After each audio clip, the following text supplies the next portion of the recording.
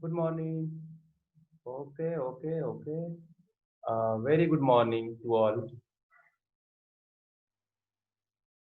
देखो, आज है लेक्चर 14। एटॉमिक स्ट्रक्चर का लेक्चर 14 है आज। और आज के लेक्चर में हम बात करेंगे लिमिटेशन।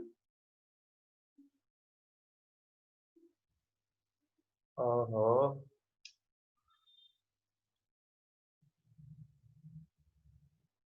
लिमिटेशन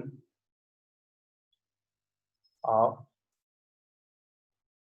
कॉपी पेन उठा लो आप लोग, Bohr's model.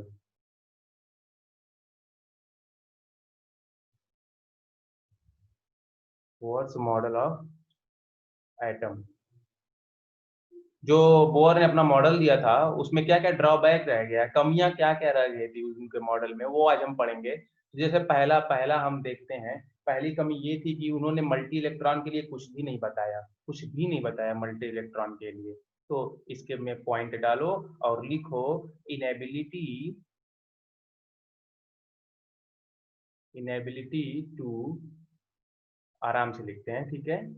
Explain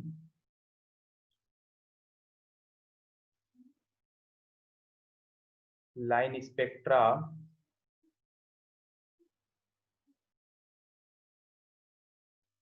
inability to explain line spectra of multi electron atom। अब देखो क्यों, इसको हम एक्सप्लेन करेंगे, ठीक है ना। क्यों, इसको हम एक्सप्लेन करेंगे बढ़िया से। और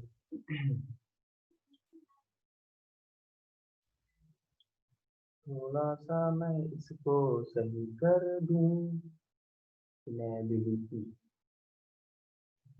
ओके, तो मल्टी इलेक्ट्रॉन के लिए इन्होंने कुछ भी नहीं किया। क्यों नहीं किया? क्योंकि देखो, आप समझो इसको अच्छे से। ये हमारा न्यूक्लियस होता है, इस पे चार्ज कितना बताया था, Ze, ठीक है। ये हमारा शेल होता है, हमारा नहीं, एटम का। अब यहाँ पर इलेक्ट्रॉन होता है, ठीक है। यहाँ होता है इलेक्ट्रॉन। अब इस इलेक्ट्रॉन पे कौन सा चार्ज होता है, E। और इधर जो फोर्स लग रहा है न्यूक्लियस की तरफ, ठीक है ना, वो फोर्स क्या आता है मेजर करने के बाद, के Q1 Q2 upon are square होता है, ठीक है ना। चार्ज पे जब दो दो चार्ज के बीच में फोर्स लगता है, ठीक है। तो इसमें क्या आएगा, ये के चार्ज न्यूक्लियस पे, ठीक है ना, और चार्ज इलेक्ट्रॉन पे Q2 अपॉन आर स्क्वायर, यही फोर्स आना चाहिए था। तो एक इलेक्ट्रॉन के लिए तो यही आएगा, एक इलेक्ट्रॉन के लिए यही आएगा, ठीक है ना। ये इलेक्ट्रॉन पे चार्ज है E। अब इस इलेक्ट्रॉन में मान लो मल्टी इलेक्ट्रॉन कंडीशन में क्या होगा, मान लो मल्टी इलेक्ट्रॉन, यहाँ पे इलेक्ट्रॉन, यहाँ पे इलेक्ट्रॉन है। तो ये वाले इलेक्ट्रॉन इस वाले इलेक्ट्रॉन के बीच में क्या होगा, रिपल्सन होगा। रिपल्सिव फोर्स से काम करना शुरू कर देगा। अब जब ये रिपल्सिव फोर्स काम करना शुरू कर देगा, तो ये वाला फोर्स तो आ नहीं पाएगा जिसका इस्तेमाल बोर मॉडल ने किया था। ये कब आएगा, सिर्फ एक इलेक्ट्रॉन के लिए ये आएगा फोर्स, एक इलेक्ट्रॉन के लिए आएगा। क्लियर हुआ? इसलिए मल्टी इलेक्ट्रॉन के लिए इन्होंने कुछ भी नहीं बताया। नेक्स्ट, नेक्स्ट चलते हैं। गाते रहो, गुनगुनाते रहो, खुशी से पढ़ाई करते रहो। सेकंड पॉइंट इनका, सेकंड लिमिटेशन था, सेकंड ड्रॉबैक था। पहले लिखता हूं मैं, फिर मैं समझा रहा हूं उसको। इनेबिलिटी, आप भी लिखते रहो मेरे साथ साथ। इनेबिलिटी टू एक्सप्लेन splitting,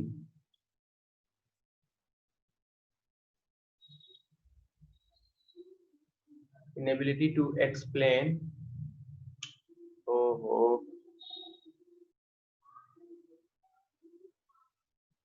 थोड़ा थोड़ा, splitting, inability to explain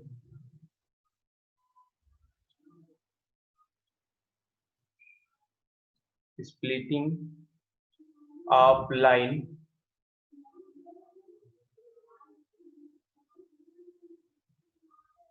notes भी बनाते चलो, ठीक है ना, इन द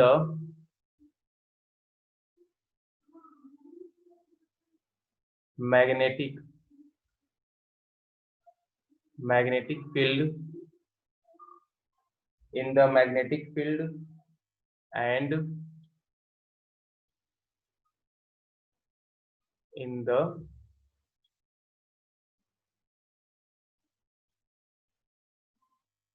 इलेक्ट्रिक फील्ड। देखो अब इसका मतलब क्या हुआ, जो स्पेक्ट्रल लाइन थी, ये लाइन है, ठीक है, अब इसको अगर हम मैग्नेटिक फील्ड से पास करें, मान लो ये नॉर्थ पोल, यहाँ पे साउथ पोल, ठीक है ना, ये नॉर्थ साउथ पोल हो गया और यहाँ पे नॉर्थ पोल हो गया मैग्नेट का। अब ये मैग्नेट से पास करेंगे मैग्नेटिक फील्ड से, तो ये लाइन क्या हो जाएगी, स्प्लिट हो जाएगी, और माइन्यूट लाइन में क्या हो जाएगी, स्प्लिट हो जाएगी। तो इसको बोलते हैं मैग्नेटिक फील्ड में स्प्लिट करना, और इस इफेक्ट को बोलते हैं जीमन इफेक्ट। अगर मैग्नेटिक फील्ड में स्प्लिट होगी तो उसको क्या बोलते हैं, जीमन इफेक्ट। ओके, और यही लाइन अगर इलेक्ट्रिक फील्ड से जा रही है और स्प्लिट कर जा रही है, तो मान लो कि ये एनोड इधर है और इधर कैथोड है, तो इलेक्ट्रिक फील्ड में भी ये स्प्लिट कर जाएगी, एक सिंगल लाइन और छोटी छोटी लाइन में स्प्लिट कर जाएगी। तो इस इफेक्ट को बोलते हैं स्टार्क इफेक्ट, ठीक है। अगर इलेक्ट्रिक फील्ड में हो रही है तो स्टार्क इफेक्ट, और मैग्नेटिक फील्ड में स्प्लिट कर रहे हैं तो जीमन इफेक्ट। जीमन और स्टार्क नहीं बताया था, बोर ने नहीं बताया, इसलिए ये ड्रॉबैक में डाल दिया गया उनके उठाकर। अब नेक्स्ट देखते हैं हम,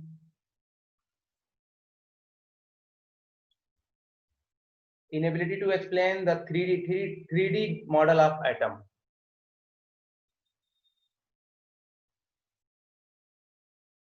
इनएबिलिटी, कलर चेंज कर ले रहे हैं थोड़ा, inability to explain 3D model of atom. देखो इसका क्या मतलब हुआ, 3D मॉडल ऑफ एटम। देखो बोर ने जो अपना मॉडल दिया वो फ्लैट दिया, मान लो ये न्यूक्लियस होता है, ठीक है, और इलेक्ट्रॉन सर्कुलर ऑर्बिट में रिवॉल्व करता है, सर्कुलर ऑर्बिट में रिवॉल्व करता है। फ्लैट फ्लैट मॉडल दिया, एक चपटा मॉडल दिया, ठीक है ना, उन्होंने बताया। लेकिन एक्चुअली में ये मॉडल ऐसे नहीं होता है, ठीक है। इलेक्ट्रॉन क्या होता है, 3D में सर्कुलेट करता है। जैसे कि एक इलेक्ट्रॉन है, ये मान लो ये ऐसे घूम रहा है इसके चारों तरफ, और ये इलेक्ट्रॉन ऐसे भी घूम सकता है, ठीक है ना, और फिर ऐसे भी घूम सकता है। समझ में आ रहा है ना आपको मैं क्या कहना चाह रहा हूं, तो ये ऐसे घूमेगा तो ये 3D मॉडल आएगा। तो ये होता है एटम का मॉडल, जो कि बोर ने नहीं बताया। नेक्स्ट देखते हैं, थोड़ा जल्दी जल्दी पढ़ते हैं हम लोग, फोर्थ वाला, inability to explain the shape of molecule। inability to explain the shape of molecule।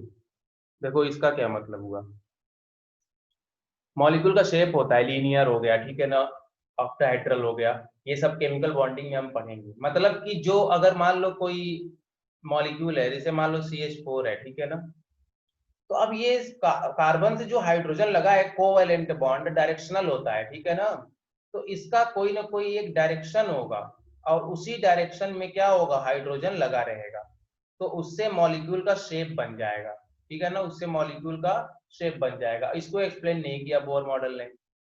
Next देखते हैं,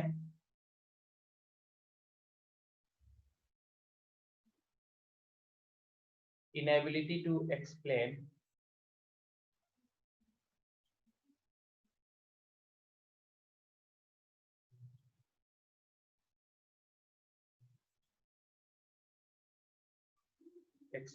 inability to explain मतलब एक्सप्लेन नहीं किया, एक्सप्लेन करने में सक्षम नहीं रहेंगे।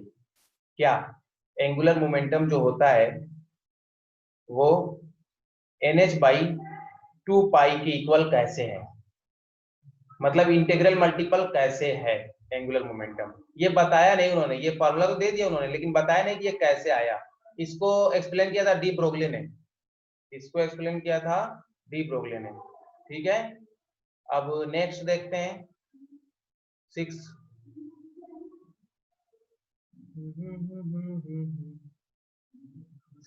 देखते हैं इसका ड्रॉप है इनएबिलिटी टू एक्सप्लेन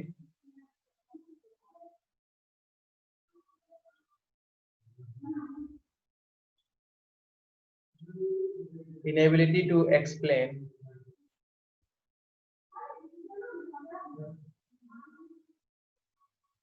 explain दो कॉन्सेप्ट अभी पढ़ने वाले हैं हम, वही एक्सप्लेन नहीं किया था इन्होंने। पहला था inability to explain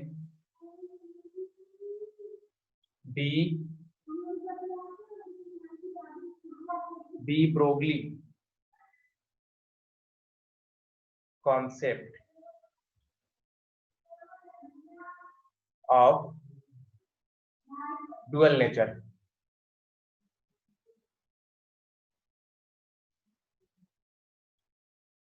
आप इलेक्ट्रॉन कह लो क्योंकि इलेक्ट्रॉन के लिए भी इन्होंने बताया था डुअल नेचर ऑफ मैटर। ठीक है ना, सभी मैटर पे अप्लाई होता है लेकिन माइक्रोस्कोपिक के लिए क्या होता है, सिग्निफिकेंस होता है, बताएंगे आगे पढ़ाने वाले हम। मतलब कि बोर ने जो इलेक्ट्रॉन को माना था, बोर ने इलेक्ट्रॉन को क्या माना, इलेक्ट्रॉन को सिर्फ माना था कि इलेक्ट्रॉन क्या होता है, पार्टिकल होता है, और पार्टिकल के बेस पर अपना मॉडल दिया था उन्होंने। ठीक है ना, लेकिन इलेक्ट्रॉन के पास वेव कैरेक्टर भी होता है जो हम पढ़ेंगे डी ब्रोगली में। तो मतलब इस कॉन्सेप्ट को उन्होंने एक्सप्लेन नहीं किया। और दूसरा एक कॉन्सेप्ट क्या था, हाइजेनबर्ग।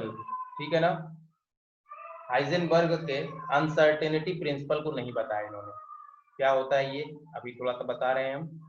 हाइजेनबर्ग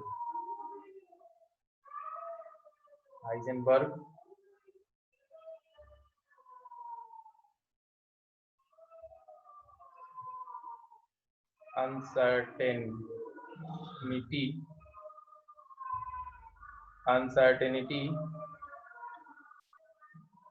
प्रिंसिपल मतलब कि देखो, ये तो समझ में आया ना आपको। देखो अभी एक बार फिर से मैं रिवाइज कर दूंगा पर से सारी चीजें। देखो क्या किया हाइजेनबर्ग, क्या क्या था मतलब, देखो बोर ने क्या किया था, ये न्यूक्लियस होता है हमारा, ये शेल होता है, ठीक है, और शेल में क्या होता है, इलेक्ट्रॉन रिवॉल्व करता है, इन्होंने बताया सर्कुलर पाथ होता है। ठीक है, तो यहाँ इलेक्ट्रॉन है तो इसकी रेडियस बता दी इन्होंने, अगर यहाँ पर इलेक्ट्रॉन है तो इसकी भी रेडियस बता दी। ठीक है, और रेडियस साथ साथ ये भी बता दिया कि अगर पहली सेल में है तो उसकी वेलोसिटी क्या होगी, और पहली सेल में तो उसकी पाथ क्या होगा, मतलब पोजीशन।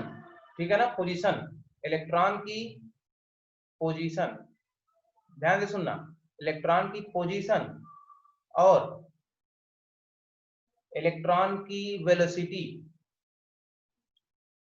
और मास इनटू वेलोसिटी मतलब मोमेंटम। वेलोसिटी और पोजीशन इन्होंने एक साथ बता दिया था, बोर ने बता दिया एक साथ। ठीक है ना, बोर का जो मॉडल था वो एक साथ बता दिया कि इलेक्ट्रॉन कहाँ है, सर्कुलर ऑर्बिट में है, और इस ऑर्बिट में रहेगा, अगर इस पोजीशन पे रहेगा इलेक्ट्रॉन तो उसकी वेलोसिटी क्या होगी, उन्होंने ये भी बता दिया था। पढ़ चुके हैं ना रेडियस और वेलोसिटी, इस पहली सेल में रहेगा तो वेलोसिटी क्या होगी, दूसरी सेल में रहेगा तो वेलोसिटी क्या होगी। तो पोजीशन और वेलोसिटी एक साथ बता दिया, लेकिन हाइजेनबर्ग ने कहा कि पोजीशन और वेलोसिटी हम एक साथ नहीं बता सकते हैं। ठीक है, जो कि हम डिस्कस करेंगे। तो एक बार फिर से मैं ये रिवीजन कर दे रहा हूँ लिमिटेशन, और नेक्स्ट लेक्चर में हम डी ब्रोगली और हाइजेनबर्ग पढ़ेंगे। देखो पहला इन्होंने क्या बताया,